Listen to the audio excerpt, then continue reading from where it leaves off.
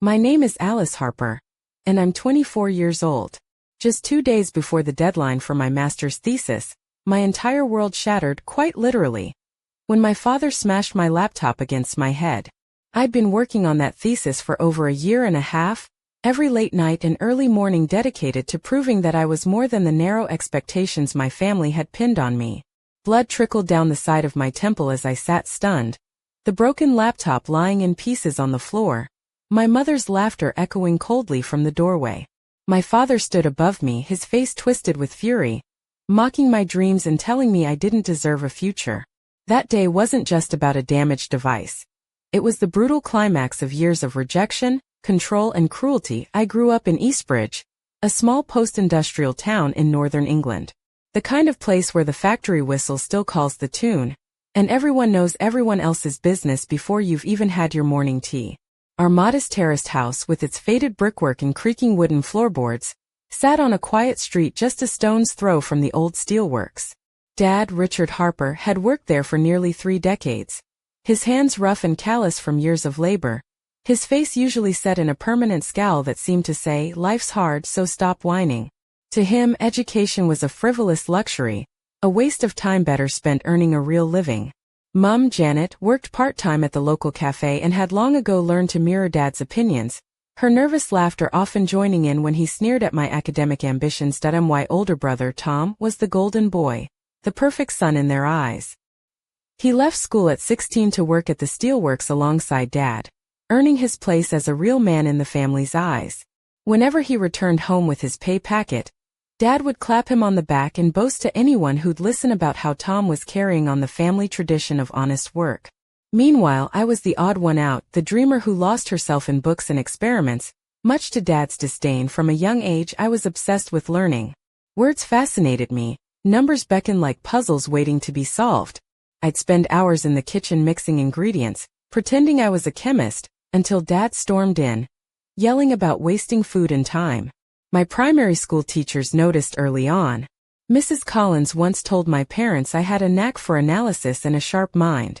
Dad just stared at the ceiling, Mum nodded politely, and by the time we were out of the school gates, their attention had evaporated. By the time I was 11, I had won the district spelling bee, but there were no proud faces in the crowd cheering me on. Dad had to work late, he said. Later, I overheard him telling Tom that spelling was pointless. Anyone could look words up in a dictionary. In secondary school, my science project on local river pollution earned me recognition, but when I asked if they could take me to the awards ceremony 2 hours away, Dad scoffed and said, "We're not burning petrol so you can play scientist." School became my sanctuary. I threw myself into every academic club, every after-school study session, holding on to the hope that education was my ticket out of Eastbridge and its suffocating expectations. Mr. Bennett, my English teacher, lent me books from his private collection and told me not to let anyone dim my light. Miss Patel, my maths teacher, stayed late to help me prepare for exams. When I became head girl and received a scholarship offer from Lancaster University, I was ecstatic. But at home, the celebration was non-existent. Dad asked if I was joining the mill next week, and when I told them about my scholarship, Dad slammed his plate against the wall, calling me ungrateful and foolish. I kept my acceptance letters hidden under the loose floorboard in my bedroom, reading them by flashlight after everyone else had gone to bed. The day I left for university, I traveled alone on a coach, carrying just a suitcase and the fragile hope that I could finally escape. The first few months at Lancaster were brutal. Without my own laptop, I spent hours in the computer lab, typing essays while others worked comfortably from their dorm rooms. I took a part-time job waiting tables at a nearby cafe, working nights and weekends to cover essentials. When I fell ill with a throat infection, my savings were drained by medical bills, and I had to call home for help. Mum answered, but her voice was guarded. "Is everything all right?" she asked, meaning, "Are you ready to give up this nonsense?" When Dad took the phone, he sneered and hung up without a word. For 2 weeks, I slept in the back seat of my battered old Ford Fiesta, showering at the campus gym and surviving on instant noodles and sympathy tips. I became invisible, just another struggling student among thousands. But I kept going. By Christmas, I'd saved enough to rent a tiny flat in a rough part of town. It wasn't much, but it was mine. My academic work flourished. Dr. Lewis, my psychology tutor, encouraged me to explore how family dynamics affected educational resilience, an area that hit painfully close to home. I began to see my own experiences through the lens of attachment theory and systemic family analysis. My research became both a shield and a salve. Graduate school was a whole other battlefield. The coursework was tougher, the expectations higher, and the competition fierce. But I was ready. At least I thought I was. 3 months in, my car broke down, major repairs I couldn't afford. I swallowed the lump in my throat and asked my parents if I could stay at home for a couple of months while I saved for a new car. Surprisingly, they agreed, though Dad grumbled about coming back with your tail between your legs. At home the tension was thick. I set up a workspace in my old bedroom, now cluttered with boxes. Dad's disdain for my laptop was palpable. Whenever I sat down to work, he'd blast the TV at full volume in the next room, yelling about people who type for a living. Mum hovered uneasily, trying to keep the peace but siding with Dad's calls for me to get a proper job. Tom dropped by more often, barging in without warning, distracting me with trivial chatter or reminders of family duties. Sleep became a luxury, and I worked into the early hours, fueled by black coffee and stubbornness. 6 weeks before the thesis deadline, my advisor, Dr. Westfield, sent back my draft with notes requiring major restructuring. I lost days reconstructing data after a technical glitch corrupted my backups. Exhausted and overwhelmed, I overheard Dad and Mum talking about me in the kitchen. Dad mocked my fancy degree, and Mum sighed about me having no husband or children. Their words cut deeper than any physical blow. The final 24 hours were hell. Dad turned the TV to a sports channel at full volume. Frank talked loudly on the phone behind me, and Mum insisted I take breaks to eat family meals I didn't want. I clung to my laptop like a lifeline, inching toward submission. Then disaster. The internet cut out. Dad sat in the living room streaming videos with perfect connectivity. When I asked him to check the router, he smirked, suggesting he might have parental controls on. It was no accident that I tried to reset the router myself. Dad grabbed my arm roughly, accusing me of disrespect and arrogance. I told him I was determined, that I wouldn't let him sabotage my future. He snarled, "Your future? That's a joke." Then with terrifying force he grabbed my laptop and slammed it against my head. The world blurred. Blood ran down my face. I slid against the wall, stunned and broken. And through it all Mum laughed, a high nervous sound that made my skin crawl. That I gathered the shattered pieces of my laptop, pressed a cloth to my bleeding temple, and realized the worst wasn't just the injury or the destroyed thesis. It was the family that should have protected me, now irrevocably broken. That I left the house that morning, the pain and dizziness swirling as I drove aimlessly until I parked in a quiet park, finally allowing myself to weep for the girl who had fought so hard to be seen. And wasn't. An email from Dr. Westfield snapped me back to reality. The thesis deadline was looming.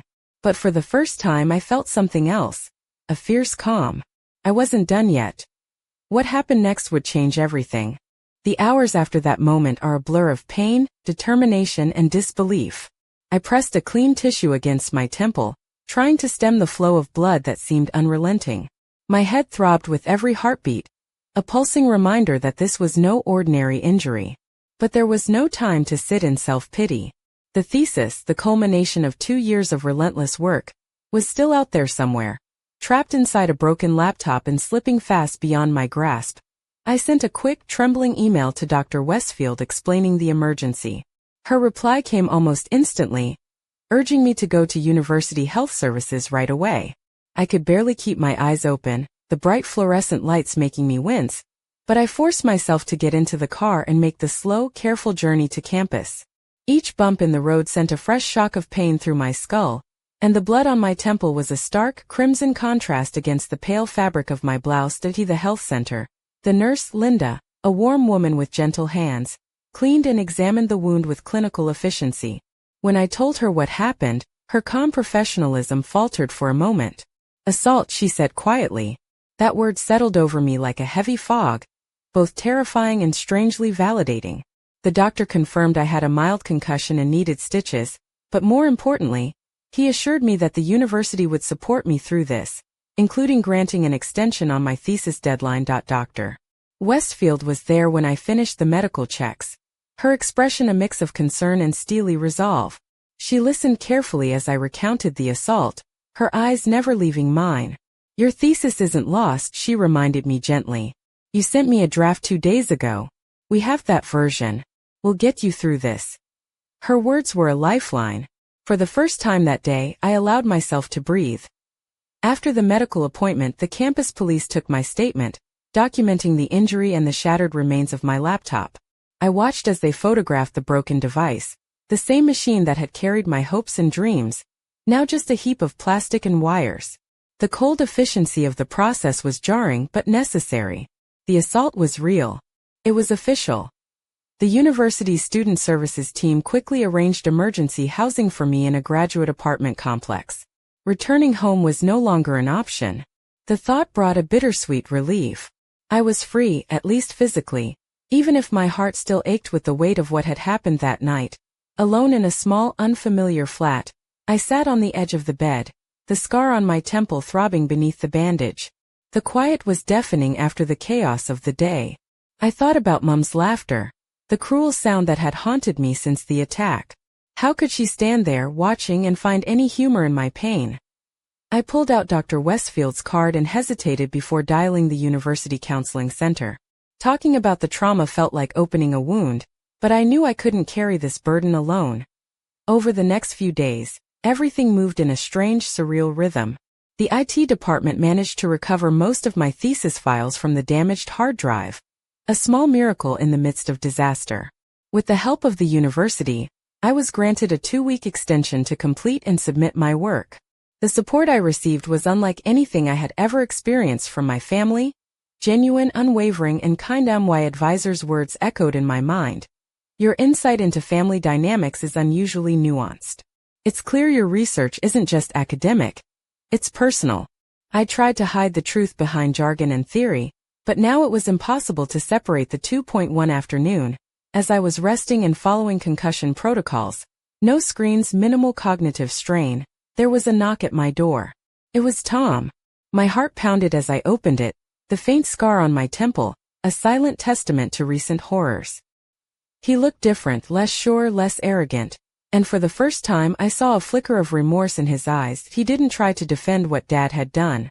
Instead, he admitted it was wrong, that he should have spoken up or helped me. He handed me a new laptop, a gesture that felt both touching and painfully inadequate. No device could undo the damage, but it was a start. We talked cautiously, carefully navigating years of pain in silence. Tom acknowledged the unfairness of how Mum and Dad had praised him for the bare minimum, while dismissing my achievements. It was a small crack in the family armor, but a crack nonetheless. As I settled back into my academic work, I began to channel my experience into helping other first-generation students facing similar struggles. I spoke about family resistance not as personal failure, but as a reflection of deeper insecurities and fears. My story became a beacon for others caught in the crossfire of familial expectations and personal dreams. The day I stood at the podium at a national conference, presenting my research on educational resilience, was the day I truly claimed my future. The standing ovation was more than applause. It was a declaration that I had survived, that I had triumphed. My parents? They remained distant, their refusal to acknowledge reality only confirming the wisdom of my distance. But I had found a new family among mentors, colleagues, and students who saw and valued me for who I was. 2 years later, as I hung my framed degree on the wall of my own flat, my phone buzzed with a message from Dr. Westfield. My proposed course on family dynamics and resilience had been approved. Professor Harper. The title felt surreal and perfect. But as I smiled, the phone rang again. This time it was an unknown number. Hesitating, I answered. A voice I didn't recognize whispered only one sentence before the line went dead. "You're not as safe as you think, Alice." The past had closed the door behind me, but clearly it hadn't stopped knocking. The chill that ran down my spine was immediate, sharp enough to cut through the exhaustion and relief I'd been wrapping myself in since the assault. That voice, unfamiliar, low, and laced with menace, was a reminder that, no matter how far I'd come, the shadows of my past still lingered. Refusing to be silenced, I sat frozen, the phone trembling slightly in my hand as the line went dead. For a moment, the silence that followed was worse than any threat. Then, like a jolt of electricity, the reality settled in. The fight wasn't over. It never had been. That I tried to steady my breathing, telling myself not to panic. After everything, I was stronger than fear. But the knot in my stomach tightened, a reminder that resilience didn't mean invincibility. That night, sleep refused to come. Every creak of the old apartment, every distant siren made me flinch. I kept my phone close, eyes darting to it every time it buzzed or rang, half expecting another cryptic message. The next morning brought no answers, only the heavy weight of uncertainty. I debated calling the police, but fear of stirring up more trouble held me back. Instead, I confided in Dr. Westfield, who listened with her usual calm determination and urged me to report the call. "We'll take every precaution," she promised, "and I'll connect you with campus security." That day the campus felt different. Less a place of sanctuary and more a maze of watchful eyes and whispered concerns. I noticed the subtle shifts. The glance from the librarian who'd always smiled warmly now tinged with worry. The way the security officers lingered near my lectures just a bit longer. But I refused to let the threat dictate my life. My research, my students, my work, they were my anchors. I poured myself into developing the new course, crafting lectures on the resilience of first-generation students, weaving in the lessons I'd lived without revealing the scars I still bore. Each lecture was a small rebellion, a declaration that no one could silence the voices of those who dared to rise above their circumstances. My students' eager faces, their questions and stories, fueled my determination. Yet, beneath the surface, the tension simmered.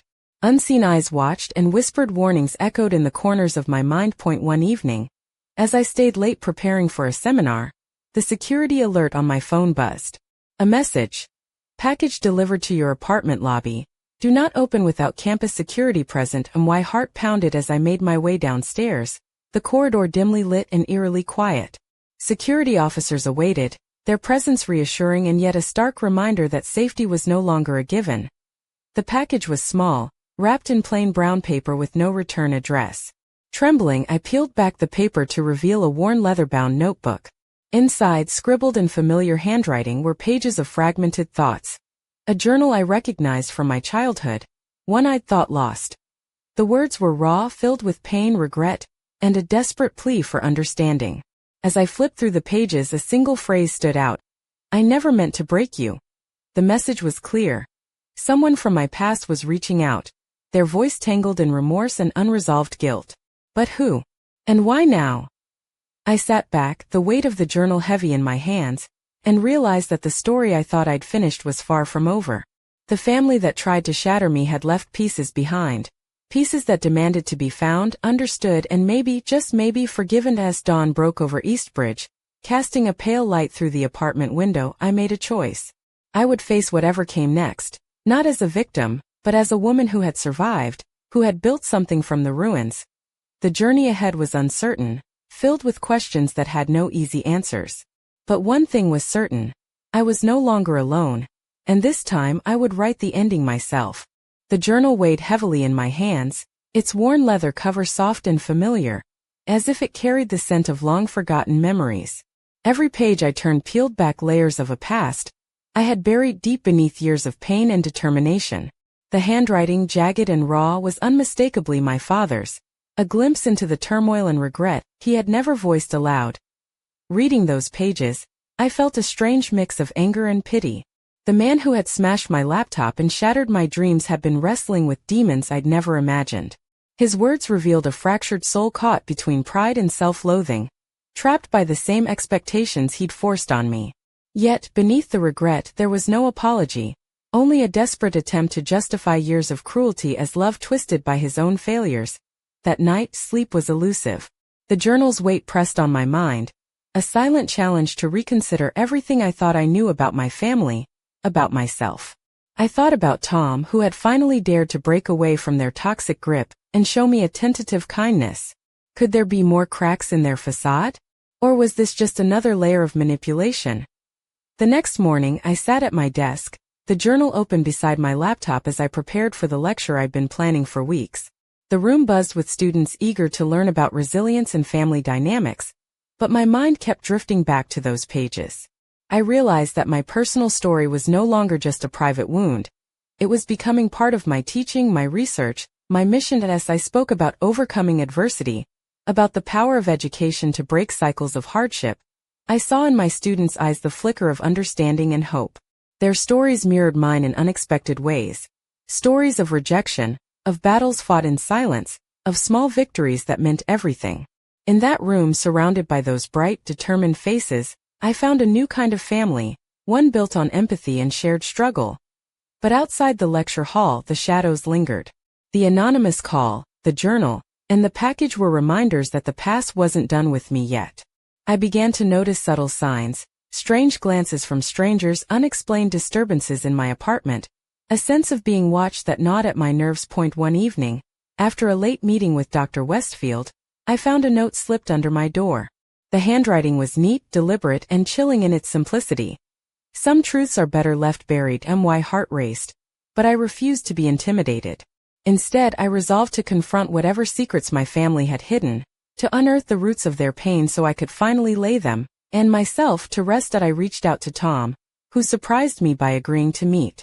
Over coffee in a quiet cafe, he shared memories I'd never heard. The moments when he questioned their parents' harshness, the times he felt torn between loyalty and the growing realization that their home was fractured beyond repair. His honesty was both a balm and a burden. Together we made a fragile pact, to seek answers, to face the past without fear, and to support each other as we navigated the uncertain path ahead. And the weeks that followed, I delved deeper into my research, intertwining my personal journey with academic inquiry. I developed a new study focused on intergenerational trauma and the silent wounds passed down through families, a project that felt both professionally significant and deeply personal. Yet the sense of being watched persisted. One night, as I returned to my apartment, I caught a shadow slipping away into the darkness. My pulse quickened, but I reminded myself, fear was not my master. With renewed resolve, I contacted campus security and arranged for enhanced safety measures, refusing to let intimidation derail my progress. I was no longer the frightened girl hiding under kitchen tables. I was a woman claiming her space in the world. Then, just as I began to feel a fragile stability, the phone rang again. This time the voice was different, softer, almost hesitant. "Alice," it whispered, "there's more you need to know. Meet me at the old station tomorrow night." Alone. The line went dead before I could respond. I stared at the silent phone, my mind racing. Accepting meant stepping into the unknown, risking everything I'd rebuilt. But refusing wasn't an option. Not when the truth was still out there, waiting in the shadows. As night fell over Eastbridge, I prepared myself for a confrontation that could change everything. A reckoning with the past that might finally unlock the secrets holding me captive. The journey I thought was ending had only just begun. The hours leading up to that night were a tempest of conflicting emotions: fear, curiosity, anger, and an undeniable flicker of hope. I paced my small apartment, the leather-bound journal resting on the kitchen table like a silent witness to the storm raging inside me. Every instinct screamed to turn away, to protect myself by retreating into the safety I had fought so hard to build. But the other part, the part forged from years of struggle and relentless determination, urged me forward. I wasn't about to let shadows dictate my story. As dusk settled over Eastbridge, I dressed carefully, choosing clothes that balanced comfort and confidence. A soft, fitted black blouse that clung just enough to remind me of my own strength, paired with dark jeans and low-heeled boots that made no unnecessary noise. A simple silver necklace, a gift from Dr. Westfield on my last birthday, hung at my throat, a talisman against the unknown. I slipped my phone and a small torch into my bag along with the journal, just in case the past insisted on following me. The old station was a relic of better days, long since closed to trains and forgotten by most. Its brick facade was chipped and weathered, windows boarded up or shattered, shadows pooling in the hollows where light should have been. The air smelled of damp stone and rust, a scent that clung to the skin and whispered of forgotten stories. I arrived early, heart pounding with a mixture of dread and defiance, and waited beneath the cracked archway, every sense alert. Minutes stretched like hours until finally, a figure emerged from the shadows, tall, hesitant, and unmistakably familiar. Tom. His eyes searched mine, reflecting the same blend of uncertainty and resolve I felt. He stepped forward, voice low and urgent. "There's more to our family's story than you know. Things Dad never wanted us to find out." He hesitated, swallowing hard. "I found some letters, hidden away in his old workshop. Letters from someone important. They explain a lot. But they're dangerous. If the wrong people get hold of them, the weight of his words settled between us like a physical presence. Secrets buried for decades, promises broken and kept, the fractures beneath the surface of our family's facade. I felt the familiar ache of betrayal but also the pulse of possibility. Maybe these letters held the key not just to understanding Dad, but to reclaiming my own narrative.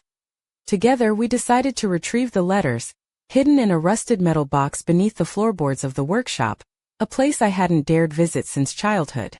The night air was thick with tension as we navigated the crumbling building, the flashlight's beam cutting through dust and darkness. Each step echoed like a heartbeat, the past and present colliding in the silence. When we finally uncovered the box, my hands trembled as I lifted the lid, revealing yellowed envelopes tied with faded ribbons, their contents fragile but alive. Reading through them, I uncovered stories of loss, regret, and a family legacy far more complicated than I'd ever imagined. There were confessions of mistakes, pleas for forgiveness, and haunting admissions that reshaped my understanding of the man who had both nurtured and damaged me. But amid the revelations came a chilling warning scrawled on the last letter. Some truths must remain hidden, for they carry consequences beyond our control. That night, as I lay awake with the journal and letters spread beside me, I realized the path ahead was no longer just about healing. It was about confronting the darkness that had shadowed my family for generations. The stakes were higher than I'd ever imagined, and the fight for my future had become a battle for the very soul of who I was. As dawn broke, painting the sky in pale gold, I made a silent vow. No matter the cost, I would uncover every secret, face every shadow, and forge a future defined not by fear or pain, but by the unyielding strength of my own truth, because some journeys aren't about escape, they're about reckoning. And mine was just beginning.